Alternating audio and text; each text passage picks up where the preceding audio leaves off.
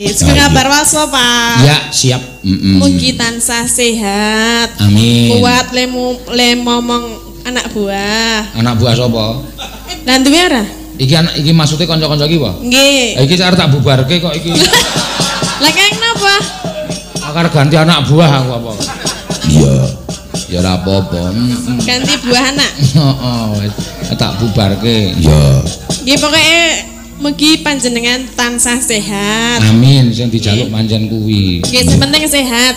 Ha iya kok ya sehat kok nek ora ndedek. Ya ora nek sehat bisa golek duit. Apa mengarep gleleng tok, awake ting pedhekol ning ora iso tuku rokok. Ayo cilaka to. Sehat, pokoknya lancar rezekine, sehat lancar piturute. Kali leplit disudo. Piye muni piye? Leplit disudo, le galak disudo.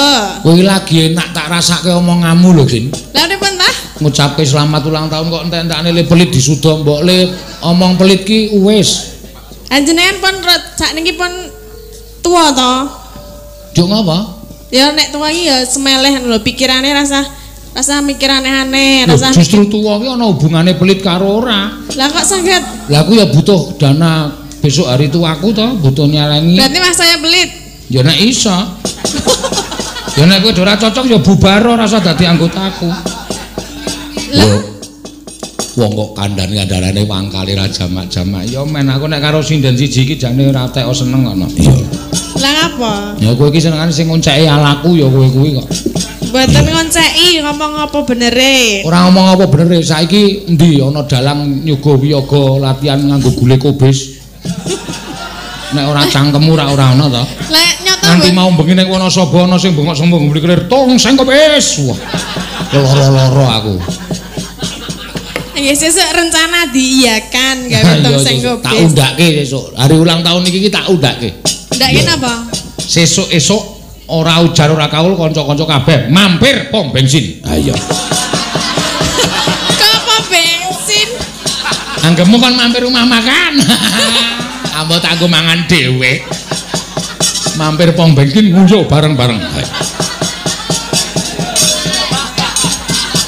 Piye? Ya aja lara ati aku entuk duwe juragan atos ngene iki aja lara ati kok. Nggih nguyuh bareng-bareng nguyuhi sapa? Lho ora atos to cangkeme. Kuwi karo juragane ngono kuwi. Ah ora apa-apa sing biasane nek ulang tahun niku dipiuri apa-apa ngono lho. Ha iya, Dene mang apa? Jenenge sing ulang tahun lho, tak nendok ngono barang kan ndok tepung terus bareng. Aja, aku wis duwe ndok. Wis ben iki tok wae rasa golek ndok liyane wis iki. Kowe pengen ndok ora yuk? Heh. Pengen ndok. Ndok apa? Nika kan ndoke Pak Seno. Duwe napa, Pak? Duwe. Pinten? Loro. Gendok apa loro ki? Ya mengku ora netes-netes tak ngrem ya ora netes-netes. Tak nggo mengkur ya ora netes-netes. Mbuh, iya. Ayo, piyai loro nembang apa? Wis rasah anu wis pokoke tambah umur iku nek cara aku malah suda umure. Iya. Dadi ya kudu ngati-ati le nggo wawak. Iya, kudu ngati-ati le matrapke pas rawungan lan sak piturute ngono ya Mak. Heeh. 47 no. Umurmu 47 kok. Aku ya empuk kok dadi masa mudaku kok gelis banget. Iya.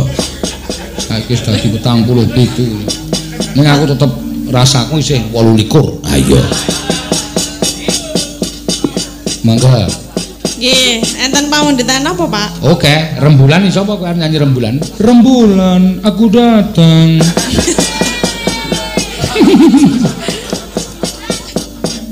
Iya, iki nek ora nganggo keyboard ora iso. Monggo cah loro kompromi. Napa? Liwong. Sing penting ganteng. Ayo. Nggih, apa yuk? Ngarani apa? Liwong wae. Heeh. Nggih, liwong, Pak. Ya ning nganggo dibawani sing pelok-pelok ngono men kepenak. Liwunge kan liwung lagu-lagu keras sing halus-halusan ya men iso dimindakake para sepuh. Ya. Oh nggih.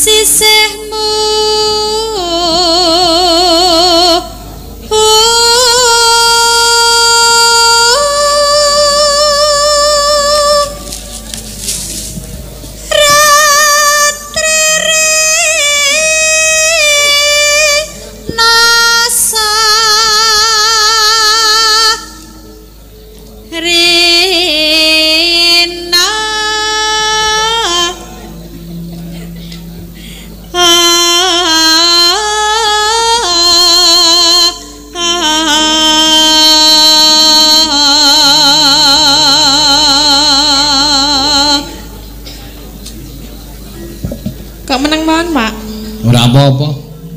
Mikir napa? Mikir napa? Ya mikir umure saya tuwa kuwi rak ya perlu dipikirkan to. Iya. Rasah dipikir. Surak ya tambah tua dhewe. Wis kudu menep iki. Nek iso. Heeh. Yen wis madang. Jenengan ajeng udhar napa? Ora wis gawe wis. Rina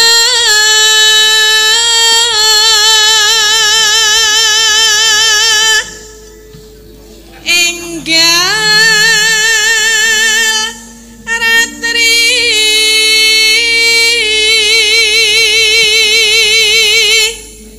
kang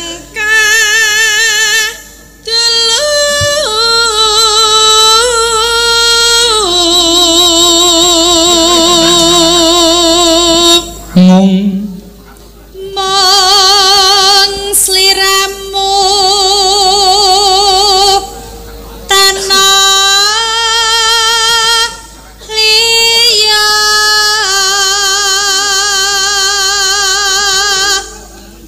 tak tresnani lahir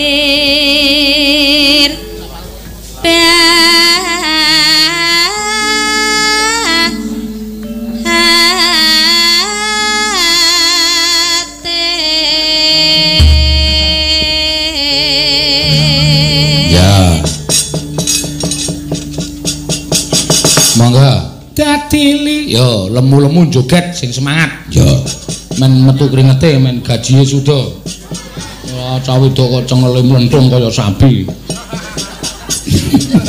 ndi ta ora duwe cengel kok aku mburi kuwi cengel ya duwe ning ora mlenthung aku kok saking lemumu saking kebangetan kok ya mbok disuda iya nek nyuda piye ayo cah olahraga men gaji iki kobong ngono ya nganti ora ketok endi sik ngarep dhisik mburi. Ya ketok, masa ya ora iso bedake ngarep mburi. Ya daging kabeh kok. Iya. Ya mesti ana bedane. Ya mbuh bedane kono apa iki. Bedane apa iki? Dadili wong atiku. Ya, atin jak omong cerewet bae ya. Ya, monggo ya. Wong wedok panganane kroto ya wis ngono. Kroto kaya manuk. Ha iya. Yo.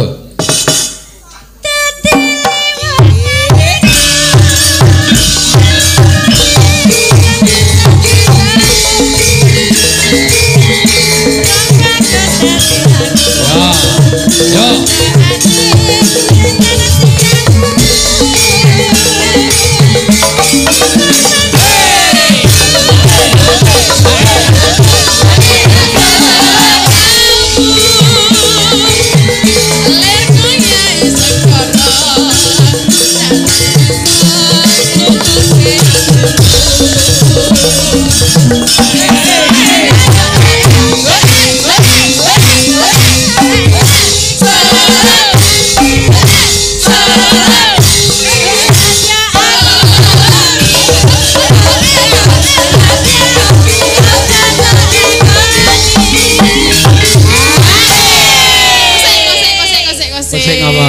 Iki nek bantare kangene arep joget piye? Mas Susuden kau? Mas Susuden kau piye? Aja banter-banter, Mas. Alon-alon wae. Kowe seneng sing banter apa piye? Kewan le ngubahke. Aja kebanteran. Soalnya arep banter latihan sikik ya. Ayo saking semangate sing ngendang kok ya. Lah nggih, kataan weruh sing lemu-lemu ngene iki dadi ben semangat karepe nang sing lemu ra iso joget. Ya mulane belajar kok ya. Iya, niki nggih belajar. Saka alon sik nggih banter. Mas Denko? Jak omong kok malah. Ya, Karang jek enom. Ya. Mangga.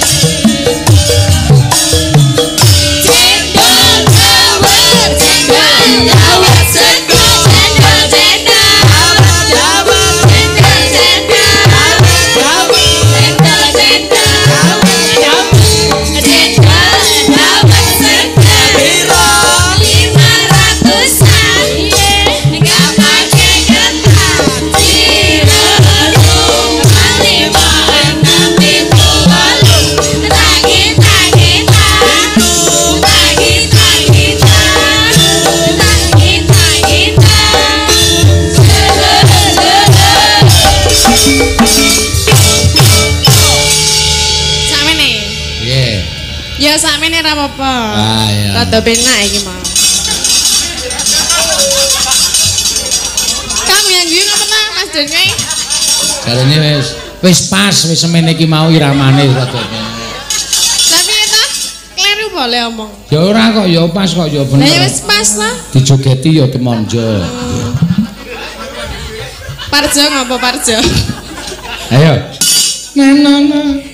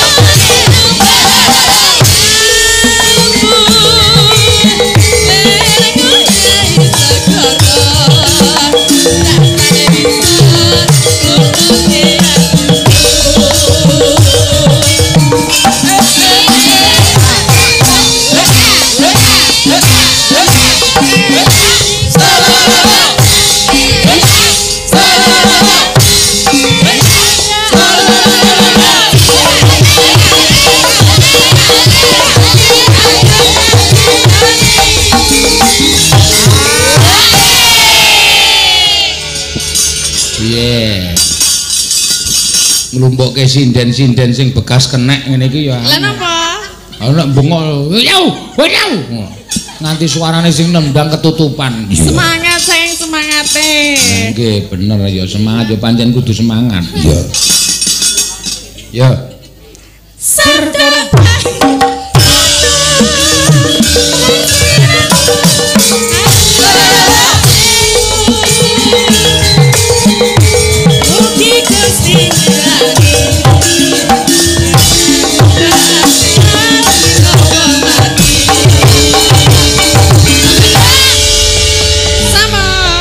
Matur suwun. Sukma sinukmaya. Sinumaya winayu ing asepi sumimpen nelenging kalbu. Gong ngandel ora. Merga saka omonganmu kriwikan dadi grojogan geguyon dadi tangisan. Nganti aku wani karo Sinuwun Mandura iki merga mau mapane ning Ndatulaya. Nek nganti aku wedi karo Sinuwun Mandura, wah wong sak Nayaka Ngamarta padha ngarani Petruk kuwi jire getih wedi mati. Ning jane bareng tak pikir-pikir Petruk kok mungsuh Sinuwun Mandura iki padha karo timun mungsuh duren. Upama aku malang-malang kaya ndo mentang-mentang kaya gendhewa diwaneni karo Sinuwun Mandura mesti mudhar tenan. Terus mulih wae yo Le. Mulih nanti? Mulih ngene bapak matur karo bapak. Nek para Pandhawa ora iso rawuh ning Karang Kadempel. Terus nek bapak gelo atine piye aku tak takon. Terus mengko nek bapak kagol atine aku tak takon karo kowe piye wis coba. Monggo Semar kae wong do nyebut Samar. Semar nangis ki durung karuan atine sedih. Semar mesem ki durung katuan atine seneng. Bapak tok waduli Pak ora iso nggawa Pandhawa ngaturke Pandhawa rawuh ning Karang Kadempel karo Pustaka Jamus Limasada. Bapak mung guyu. Ning atine bapak wah keloro-loro terus. Sapa ngerti iso ngerti atine bapak? Ngibarate gedung jero iso dijajaki, atine menungsa sapa sing ngerti? Terus nek miturut kowe piye? Maju terus, pantang mundur.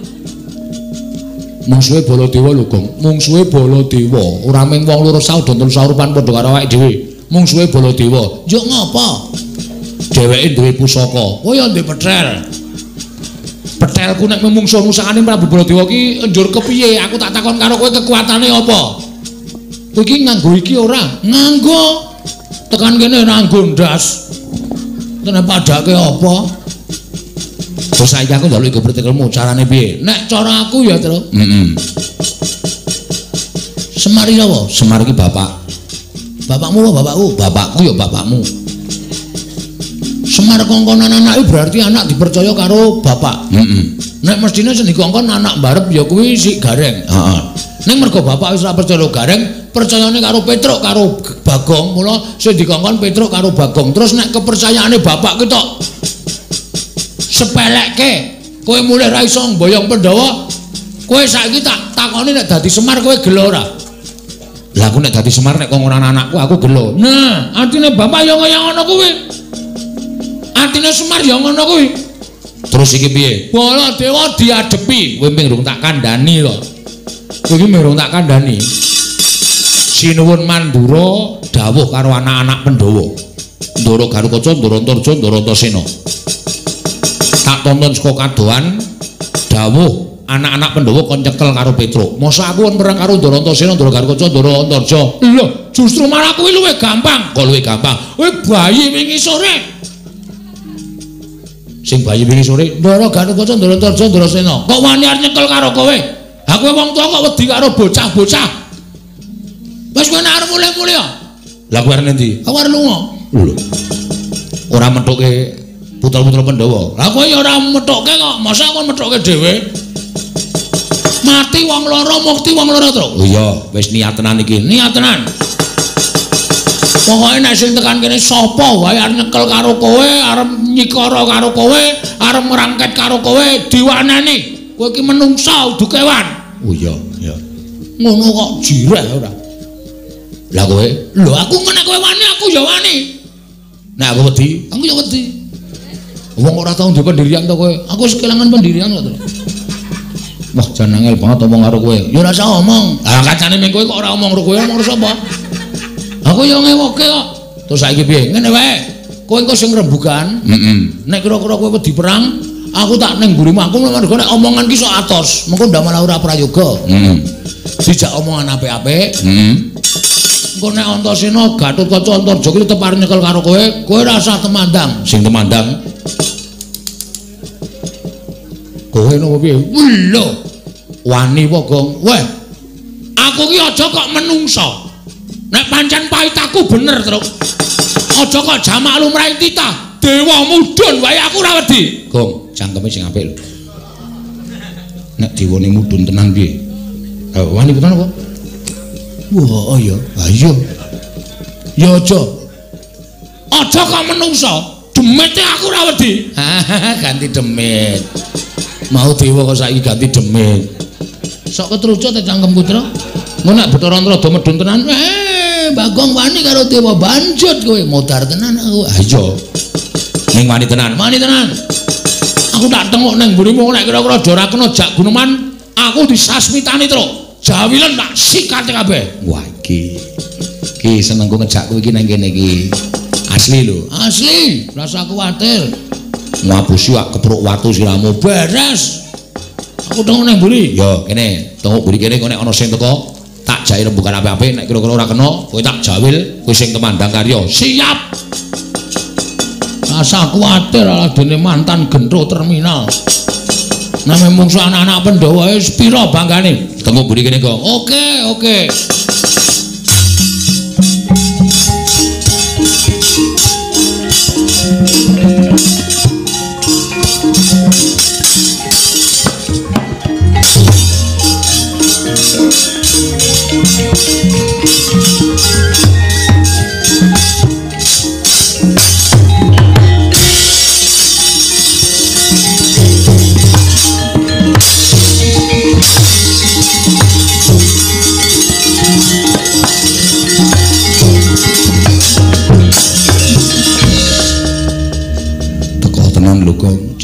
Jaman aku tak udut sih. Iya.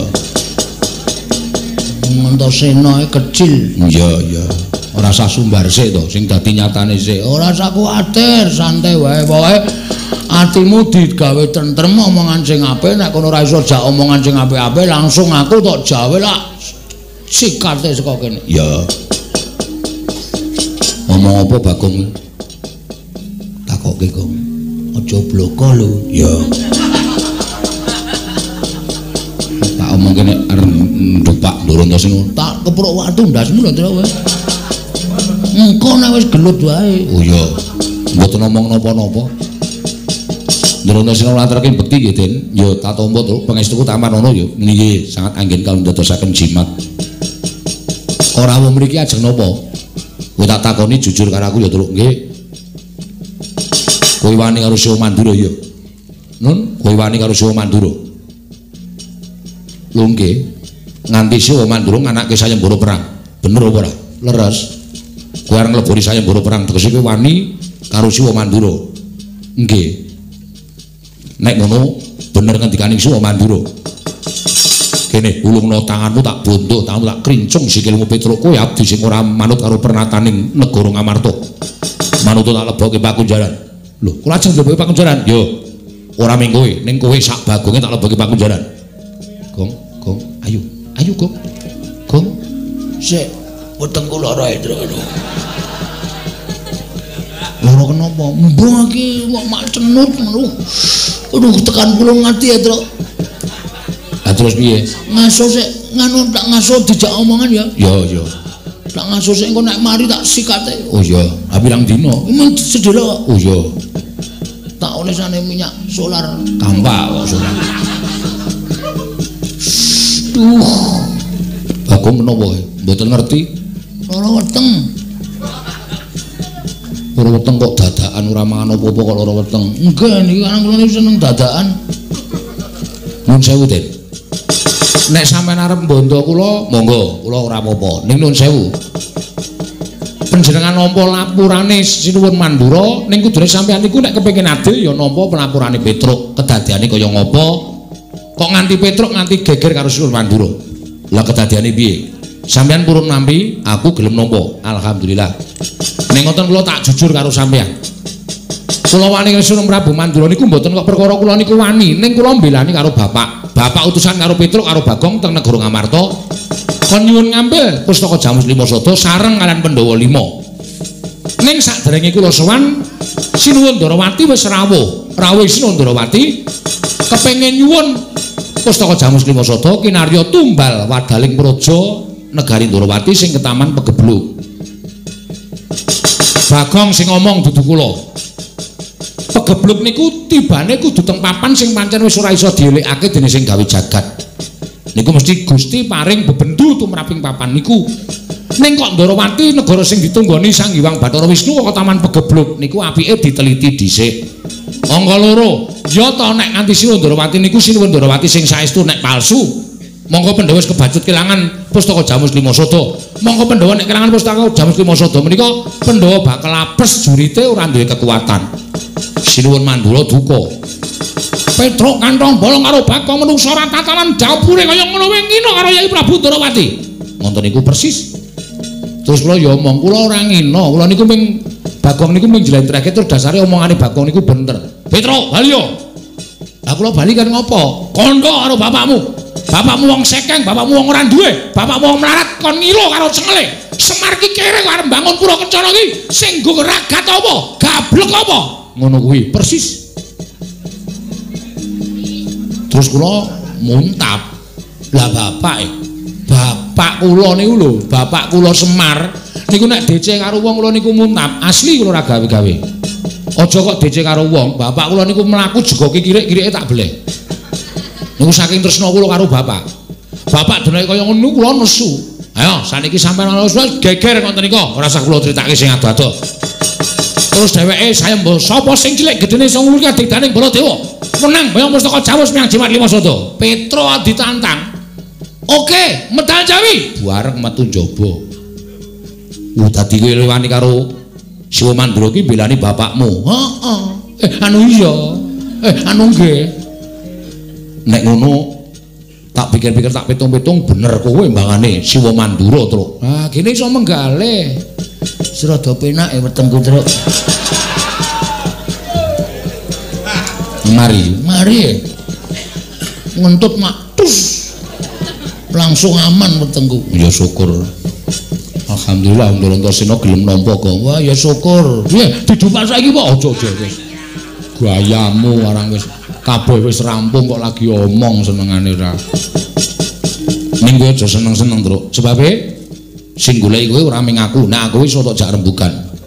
Sing goleki kowe Kakang Harukaca. Lho. Ndara Garukaca? Iya. Nek kae mesti ora iso tok rembugan, kuwi mesti diajar. Waduh, mati aku. Duh kok migren ya aku terus. Kok ngono pecandase ngono. Wong anggere ana masalah kok migren wetenge lara, ndi sing boyoke kumat, ndi sing kencing batu. Leman. Senengane. Nek tentrem waras nek ana masalah gering menungso apa? Sehat ora? Sehat. Wis ora arep lara. Ah ngono, apa-apa dihadapi wong loro. Lah terus kula ki pripun? Kowe tak jaluk aja wani karo Kakang Garukaca ya terus menggono lemu dadi abdi. Lah nek kula niku diajar napa kula ora arep bales? Kowe aja kuwatir. Nek kowe diajar tak belani. Carane nek kowe loro tak tambani, nek kula mati tak uripke. Nganggo napa? Nganggo sungutku iki. Iki tak peres. Iso nggo nambani wong loro uripke wong mati. Anu wae truk kon netel wae. Mangane wirawiri kuwi tok buntel plastik tok gawa malah kowe digdaya. Pripun ditetel mawon gumbule atos sapa sing aku netel? Niki. Ora aku mengigo kok. Aku menganu kok apa jenenge? Inisiatif kok ora arep kon netel apa truk senengane ora. Lah nggih derek mawon. Ya ngono ya. Nggih, ning aja males nek diapa-apake. Nggih, manut wis pokoke totoh raga tak totohke. Wis ngono wae. Nggih, lah sampeyan ajeng tak pundi? Aku tak ambles bumi. Sik. Sampeyan nek ambles bumi kula le nyeluk pripun? Selak modar. Sampeyan ra jedul. Bagon kok ngejug bumi ping 3. Aku metu. Gong, ngejug bumi ping 3 Ndara Antasena metu. Nek aku bahaya. Oke. Ngono wae ya, Truk. Nggih, wis. Kanthi ya jer basuki muga-muga slamet. Nggih.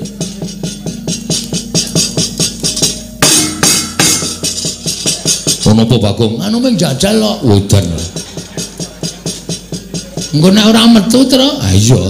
Iki pas digedhul ping 3 ora metu, ana. Gelo. Ha iya. Ha iya ta?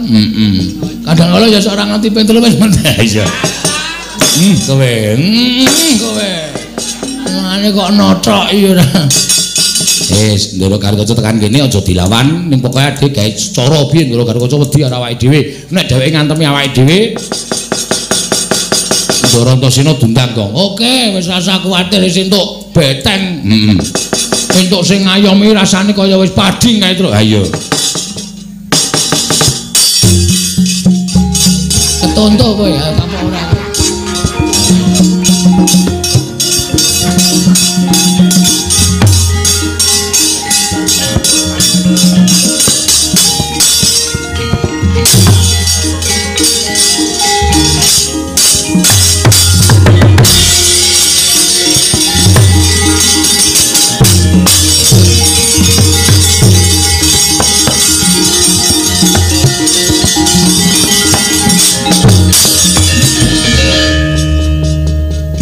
Nun karo Bagong. Nggih. Modar iki, Truk. Santai wae, santai. Santai piye? Iki cilakane nek sing dipotol ndase aku. Sing gedruk lemah sapa? Ayo aku no. Kowe dipotol sik. Aku arep gedruk lemah potol Ndara Garukaca ora ana sing gedruk lemah. Kowe kan aku almarhum. Ora sapa didogong kuwi pikirane iki sing aman-aman wae to. Aman-aman wong aku ki ngenae penemu aman-aman. Gitu. Nun. Ono Bendoro teko malah omongan karo adine. Nyun ngapunten Bagong kok sing marahi. Ngapa? Kurang marahi apa-apa. Wigatosipun napa Ndara? Rawuh mriki. Modal sirahmu. Menengo. Motol ora. Modal apa macuk? Anten apa, Den? Pedro. Nun. Kowe tak takoni jujur. Nggih. Kowe wani karo Siwa Mandura. Oh nggih. Ning lek kula wantun niku perkarane ora usah dadak matur akeh-akeh. Cetha kowe wani karo Siwa Mandura. Pedro. Aku ora sudi duwe abdi sing wani karo Bendoro. Aku ora sudi duwe abdi sing orek-orek marang pasur yaning Bendoro. Ing ora bakal ilang selawase urip. kowe nyamah asmaning Prabu Mandura. Padha karo kowe mirang-mirangke Gatotkaca timbane aku duwe abdi sing wawa tekane kaya kowe. Mabano ketok pancat pundamu tak jebol dasmu. Untapke nyawamu marang kayuwanganing Bathara Yama Dipati.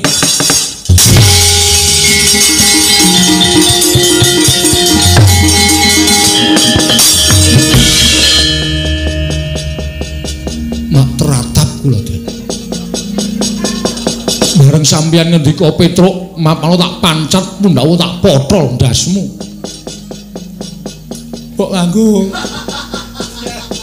Mbok nganggo tepo-tepo. Kula niku wis tuwa lho, Den. Kula niku rambut kula wis werna loro. Sampeyan niku sing enom kok ndas-ndaske wong tuwa sak penake dhewe. Nek sampeyan ajeng mateni kali kula ora apa-apa mang pateni wong dasare Petruk niku urip sing dinteni napa? Ming ngantri modar. Ning mbok yo omongane ora kaya ngono kuwi sing apik. Ngopo to nek apik iki? Satriya weton kayangan putrane Ndara Werkudara kok omongane sak penake dhewe ora. Nek krungu piye akeh didomestani Gatotkaca ki lan ditata krama, Gatotkaca ki lan diunggah-unggah. Biyen dek cilik dimong karo Petruk, didulang karo Petruk, ditutik karo Petruk bareng gedhe, ngunekke Petruk ndase arep dipotol. Sapa sing isih? Malah ngunek-unekke karo aku. Ngunek-unekke mawon, kula ngunek-unekke sampean niku pun bener wong kula sing ngomong sampean. Sampean niku sing ngomong kula. Mula nek sampean ora bener kula wajib ngunek-unekke sampean. Ati kaya ngono awas sampean. Ora ati kula Den. Kula iki wong tuwa. Lha nek omane ndi anak bojo, monggo kula ya wis peputu.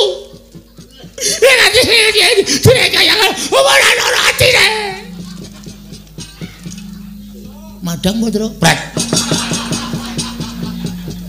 Iya sampeyan ae dhewe. Lah arep mateni mang pateni mboten apa-apa. Nek rasa ngucap sing arake ati. Gatotkaca. Ora kerasa aku bareng gedhe kok watakmu kaya ngene. Kowe satriyane negara Ngamarta ning ora iso gagas. Apa sing diomongke Prabu Baladewa ki bener apa luput? Ora mbok teliti dhisik. Terus ujug-ujug sampe ajeng mateni Petruk. Yo nek Petruk niku salah, nek bener. Ini kula lara tenan dari lu wong kula diracang-racang nganggo tombak dada kula. Lu ngaruan teh ngrasake ning bareng ming disuarani kaya ngono perih ning ati perih. Banget. Sampeyan mbok kelingan biyen jaman dijedi niku sing ngetutke sapa?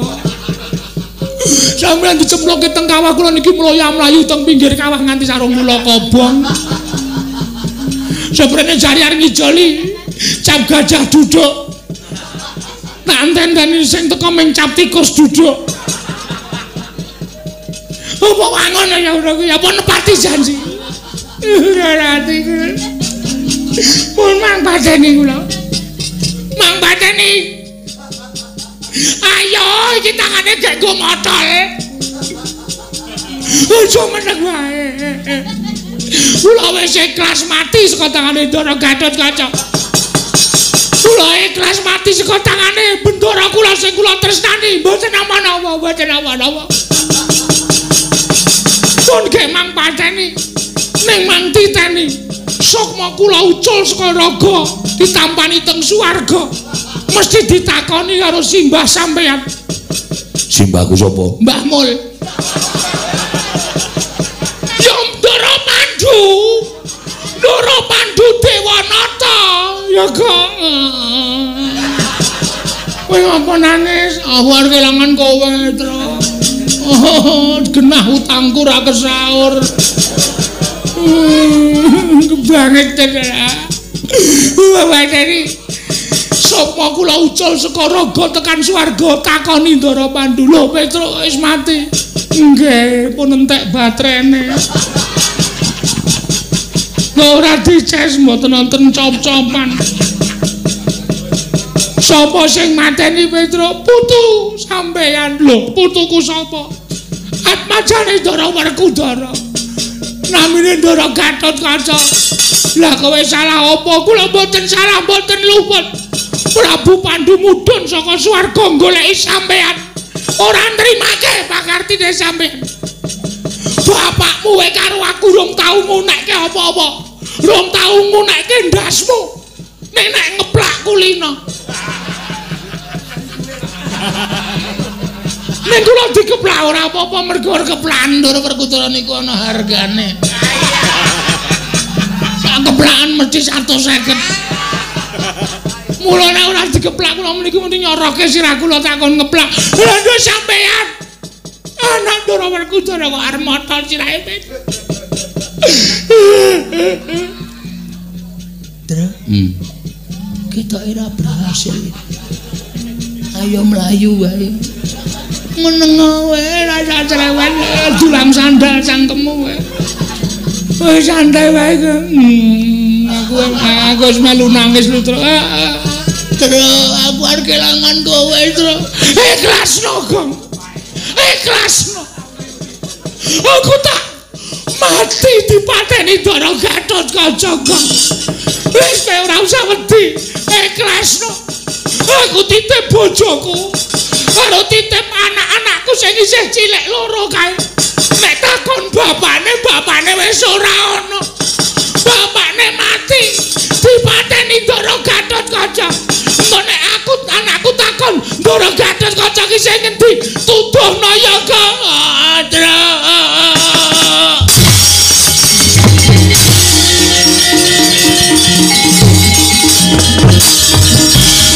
Aku mati ora kira saya. Mati. Anakku sesuk loro cacahe takon. Wis minggat wonge. Wis kok. Wis. Kok malah lungane kok ora aku madhep rono ya kok. Ndara Gatotkaca ki ora welas karo kowe. Welase karo anakmu. Ngomong anakku sing cilik-cilik, anakmu sing cilik sing endi to? Wis gedhe kabeh to? Heeh. Kamu ini anak cilik loro. Anak terpelu kok. Omah kene. Udus kowe. Mangkel aku. Aku ki mau nek muni takon anak sing ngendi? Ana Ndara Gatotkaca iso ora lunga lho. Ha iya. Untung kowe meneng wae. Kowe nangis bareng. Aku ya melas terus nek kowe mati. Ha iya. Wis beres pokoke. Kari siji. Sapa? Ndara Antarja. Antarja? Tandangi ya, Kang. Weh. Kowe wae. Aku ngopo? Aku kan mung pangombyong. Pangombyong. Aku wis ngalahke loro, sing siji kowe. Oke? Oke? Ya kan? Salim. Yuk. Ayo to. Mung ngalahke Ndara Antarja kok. Ndara Antarja ya ampuh. Ampuh kae nek mungsuh kowe mesti kowe iki ora kurang akal. Wis ngono wae. Aku tak ngaso. Duh, ngrekoso iki. Menek Antarja teko tenan. Bagong, non, Petro ndi? Mboten nonton. Blis. Yes. Penjuto. Truk. Ya melu tengok-tengok nang kono ya. Emoh. Ya ditandangi dhewe. Kancane Andra ora apa-apa, anggere kowe wani kok kono iki kaya aku mau lho. Aku ora duwe aji-aji apa-apa. Ora duwe kekuatan apa-apa tak waneni kok kowe iki jiri ora.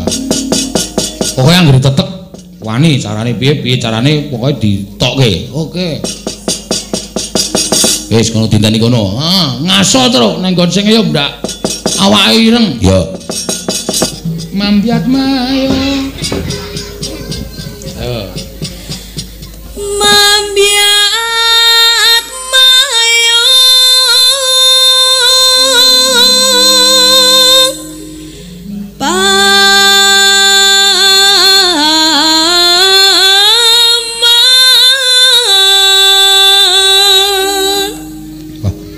suarane kok kaya kurang los. Iya. Watuk apa ngapa? Watuk. Watuk kok mangkat. Dikon. Sing ngakon sapa? Pakde. Pakde sapa? Mantri. Oh, ya ora apa-apa. Semangat Liniwara sing semangat kaya biasane kae. Heeh. Kok ming hoo piye to cah? Nggih. Ya, ya.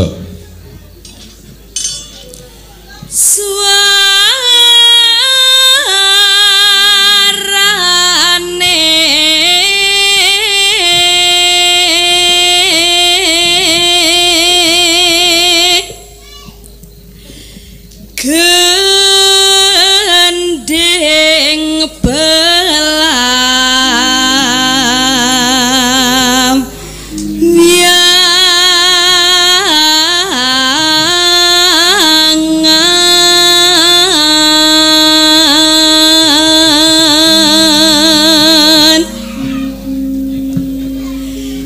nyeram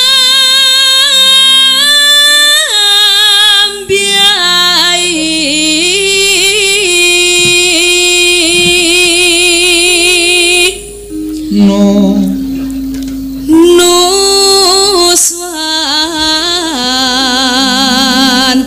toro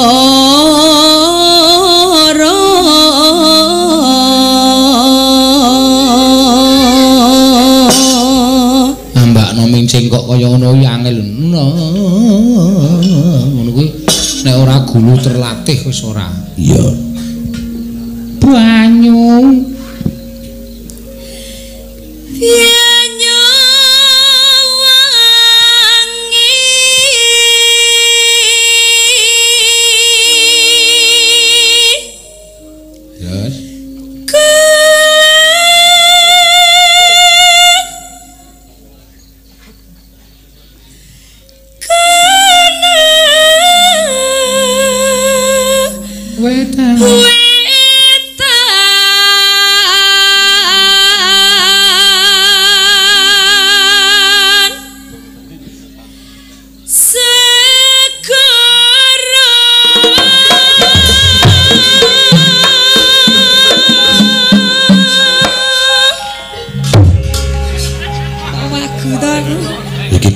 lho nek cara Banyuwangi ngono kuwi jane wetan segara terus ngono sing bengok wetane ngono kuwi no oh nganggo cara ngono kuwi get-geti wong urip iya lor lan kidul lor kidul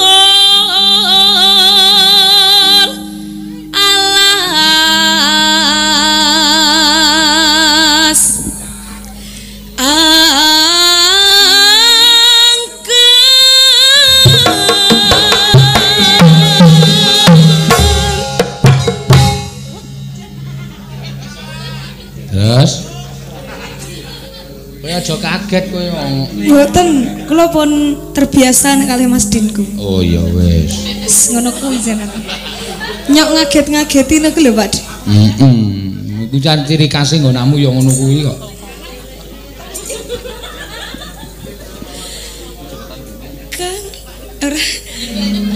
Kang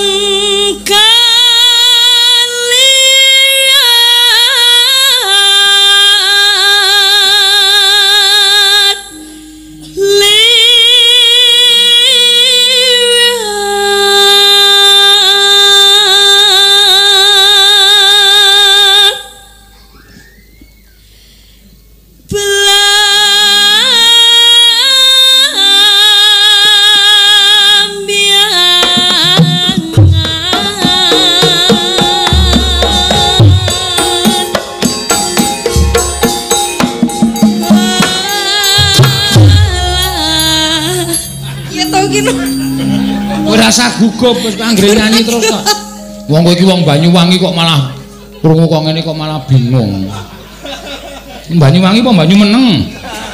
Banyuwangi kula Pak. Nah, ya malah aja kaget kok ya. Ora. Yo. Ora kaya wingi kae kowe arep nyuwara ngene iki malah. Ah, malah. Titik kok. Titik apa?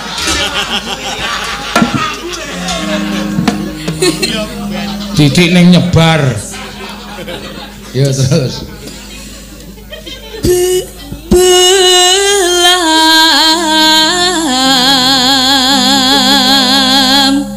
miangan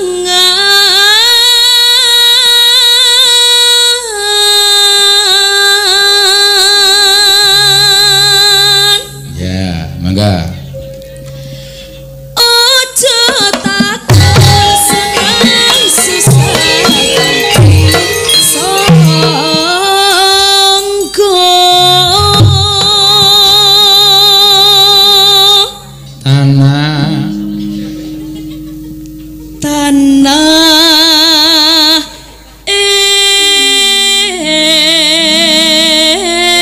endah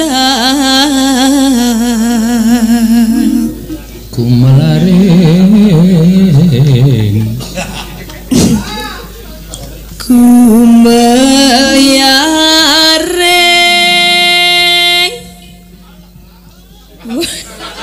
ki ngapa ta ora apa-apa ora ya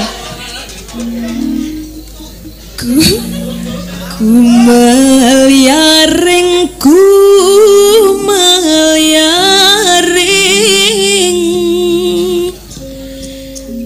taman sari nusuan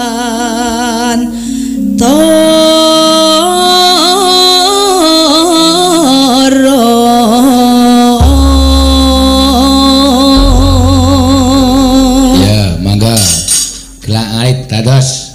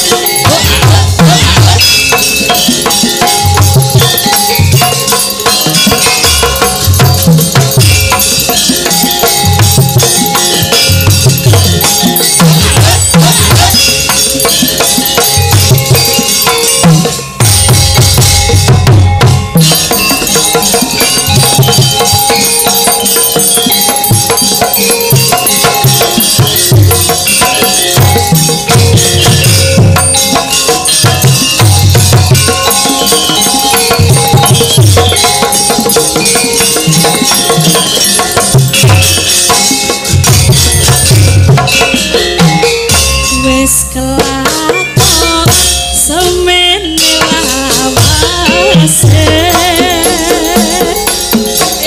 ison yo reket nyane semono soni mbiyangi mulare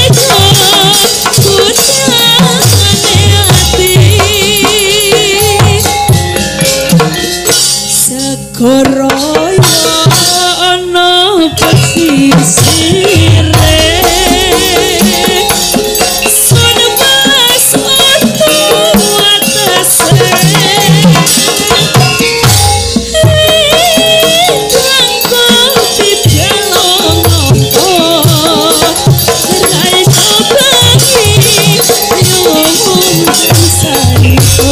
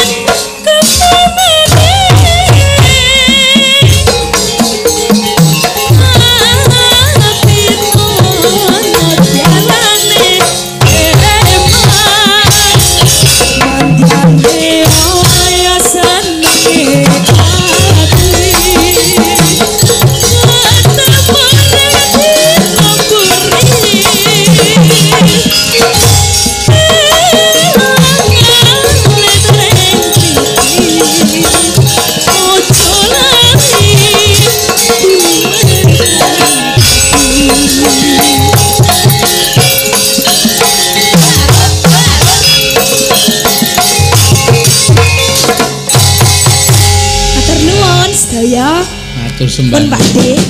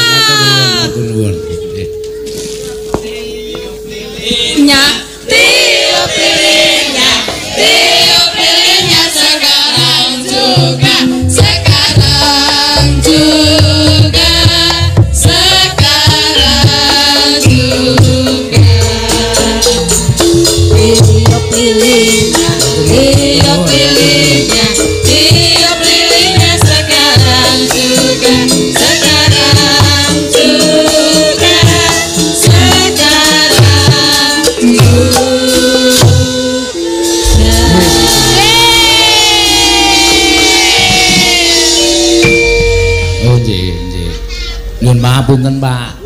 Sapa sing Pak Arianto napa menika gempil kamardikan sekedhap menika kula malah mboten mangertos. Mergi kula mboten tau hitung-hitung umur kula. Nggih. Nggih.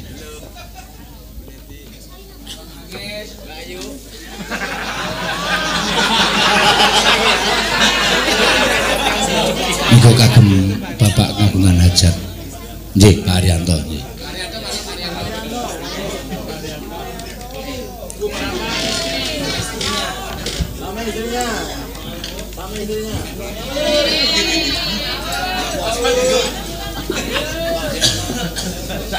Monggo kagem kanca-kanca PWKS matur sembah nuwun. Matur suwun Pak, ngembil kamardikan sekedap menika. Nggih. Amin.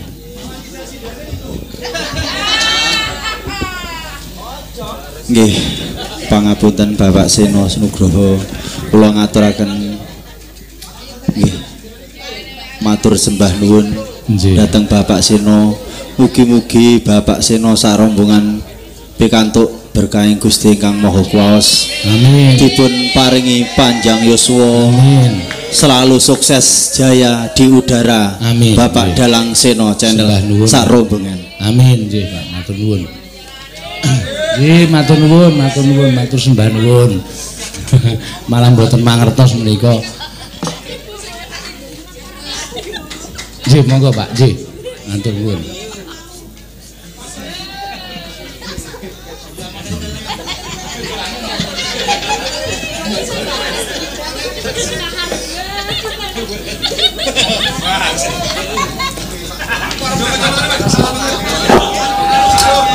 Cek.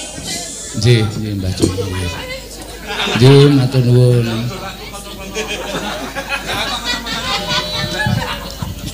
Wis kok saja.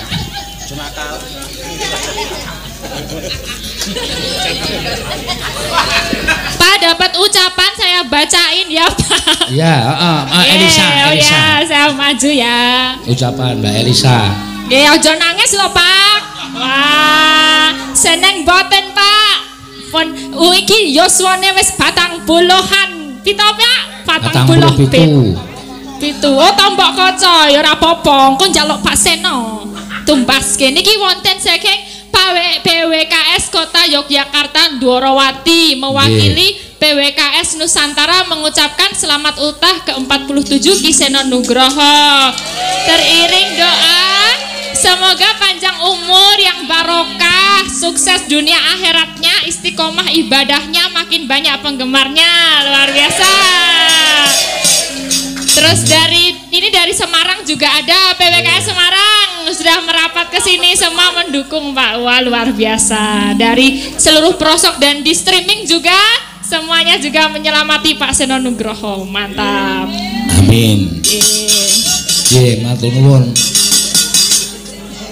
Utamanipun dhateng kanca-kanca PWKS.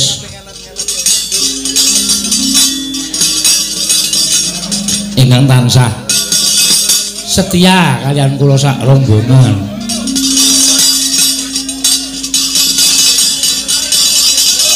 Lenggah Pak, lenggah riyen. Nggih, lenggah riyen. Pak Seno nangis, Pak Seno nangis, Pak Seno nangis, Pak Seno nangis. Sik. Aku le nangis ora perkara ulang tahun. Wedangku kesokan iki. Ape to Pak nganggo konven. Sing iso diombe. Sembah nuwun. Mugi-mugi mboten namung kula piyambak nanging klebu kanca-kanca warga laras. Kanca-kanca sinden mugi-mugi pinaringan sehat sedayanipun. Saged tansah nglipur dhateng para kadang-kadang PWKS. Amin. Wis ayo gek nembang. Aku malah ora ngerti. Iki neng Jawa Tengah kok nek neng Yojawe ora apa-apa malah do tekan kene do nganggo mercon barang kurang gawe. Kaget. Yo ape ya, Pak? Iya, ini tadi udah didukung sama yang punya hajat juga. Sudah didukung. Jadi sudah terkondisikan. Ya sudah kalau sudah. Wakili dari WL juga sama PWKS semuanya Pak pokoknya. Iya. Harapannya apa Pak? Bisa diomongkan mungkin? Harapannya ya tetap menjadi pejuang budaya. Amin. Diamini semoga sehat Tuh, selalu. tetep lancar le nyambut gawe, sehat kabeh pokoke warga mriki ya pinaringono kesehatan, kesarasan ya. Pikantuk barokah saka ngersaning Gusti. Amin. Sing becik ya ngono ya Mak. Ayo sak kowe gek nembang. Ya. Nggih, nembang napa? Terserah, iki ana pamundutan saka Karang Taruna jaga Pak Bucangik sak rombongan ngaturaken sugeng rawuh. Kula saking grup Karang Taruna dan Taruna Bakti. Lelagon menika kula tujuaken dhumateng Mas Arianto sekalian dan sekeluarga. Lagune apa? Lah iki sing angel ning kene iki no 1 rembulan, 2 angenteni, 3 pring kuning. Yo. Iki nek rembulan iki ora iso nek Mboten saged. Isane ya ming rembulan kamu datang ngono kae. Puisi ya. Kaya nggon Reklamasi. tawa TV kae lumian. Iya. Berarti ini angenteni mawon. Angenteni coba kowe nembang klasik. Ya. Oke, belok 6. Barang kok ya. Mboten angenteni Pak Mantep. Oh, nggih. Angenteni Pak Mantep. Ya. Mbak Mantep rawuh kok nggih kok dinteni. Pak Mantep niku saudarane sik rawuh. Monggo. Nggih. Mingkar mingkurengu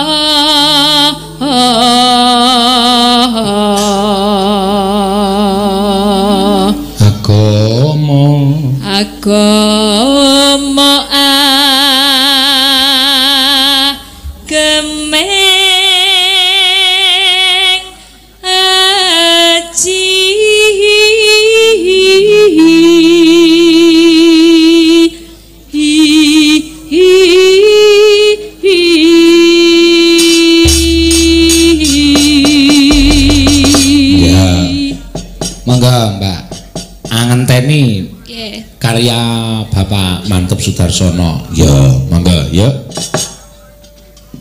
Aku ngenteni tekamu